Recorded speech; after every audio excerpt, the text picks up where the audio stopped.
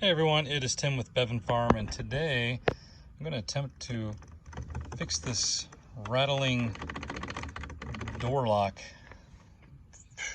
I don't know what to call this thing. Anyway, it goes up and down. It's just rattling like crazy when I drive, and it's driving me nuts. So first thing you're going to do is pry this off. Got my little pick right here. Let's see. Oh, hold it down. May have to do this with two hands so I don't knock that down. Give me just 1 second. All right, I pulled that piece out, and now all that's left is that, and it just slides up. And so what I'm gonna do is put some foam over or behind this, just to try and keep it from rattling so much. There must have been something there to keep it from rattling, but it is gone now. So I'm gonna stick some foam in there. So let's go in the shop and find some foam. Well, I have some extra foam sitting around, so what I'm gonna do is just cut a little piece out of this, and I will put that behind the door lock.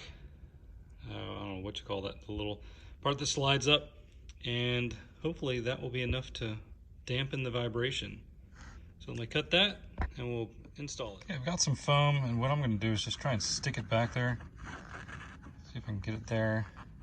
And I'll attempt to put this back on. I'm not sure if this is gonna work or not. It might just push it down out of the way. I think we have a shot at making this work. So let's push that down in there. There we go. Oh yeah, I can already tell it's not really rattling very much. So let's put this in, and we'll attempt to see what happens. Maybe it is still rattling, but we'll give it a drive and see what happens. Okay, I still had a little bit of rattling, and the foam kind of slid down. So what I'm gonna do now is I have some foam on the back of this. I'm gonna slide it on there and see if that will do the trick. Give me just a second. Okay, I slid some foam in there. We're going to do this, see if we can. It is not rattling, so I think we have solved the problem.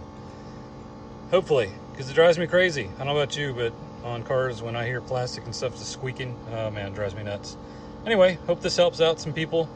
It was a free fix. I'm sure there's tons of other things you could put back there, like Velcro or something like that, but I hope this does the trick. Talk to you later.